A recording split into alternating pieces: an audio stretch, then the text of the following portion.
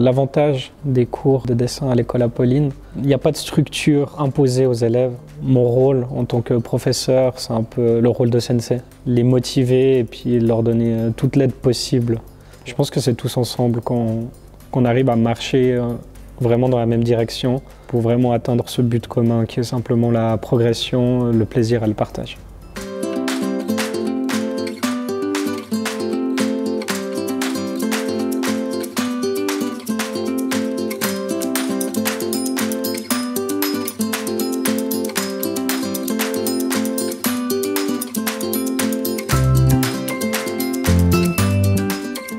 Je m'appelle Jordi Murillo, je suis professeur de dessin à l'école Apolline et animateur 2D. Dans les cours qui sont donnés, on va un peu survoler toutes les bases techniques pour pouvoir vraiment libérer la créativité des élèves. Donc dans l'approche des personnages, on voit vraiment d'abord les visages, comment bien les structurer. Les enfants ont pour habitude de représenter, que ce soit les objets, même les personnages, en 2D, qu'on reste sur un dessin assez plat. Et l'idée du cours aussi, c'est de pouvoir ouvrir un peu cette perspective et offrir des visuels 3D. On regarde aussi comment donner des poses aux personnages, donc comment simplifier en fait le corps humain. Ils jouent avec leur dessin comme s'ils jouaient avec une figurine. Ça leur permet justement de rendre toute leur narration et leur dessin beaucoup plus expressif avec des poses dynamiques. Je me permets de dessiner en direct, de montrer chaque étape de dessin aux élèves. Où l'animation est bien pratique, c'est vraiment pour expliquer comment donner des positions aux personnages. Là, il y a l'exemple, mettre la petite ombre sous le montant. Ça permet de vraiment détacher la tête par rapport au cou pour montrer une différence, un volume.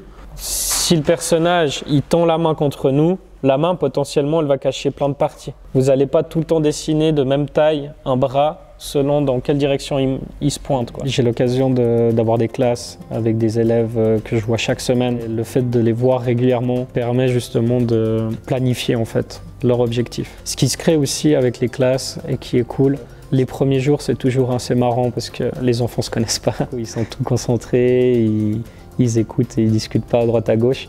Et au fil du temps, il y a toute une ambiance qui se crée, il y a une cohésion de groupe. Si un élève est plus à l'aise avec les personnages et un autre avec les décors, des fois avant même de me poser la question, en fait, ils vont s'intéresser l'un à l'autre. Et bien évidemment, j'ai toujours un œil dessus et je vais mettre un peu ma petite touche aussi quand j'estime qu'il y a besoin de moi. Tu peux pas arriver vers une feuille blanche et tout imaginer d'un coup.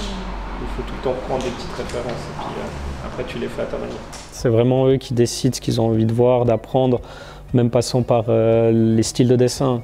Si un élève est plus bande dessinée, on va vraiment regarder comment créer ses personnages bande dessinée.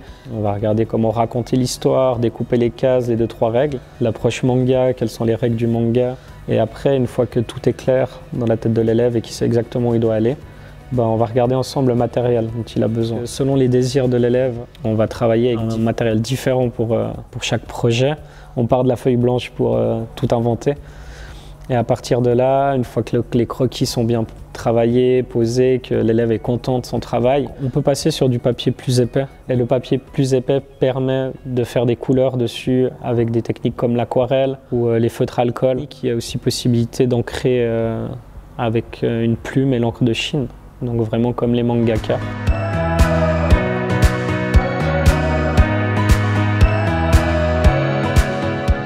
L'avantage des cours de dessin à l'école Apolline, il n'y a pas de structure imposée aux élèves.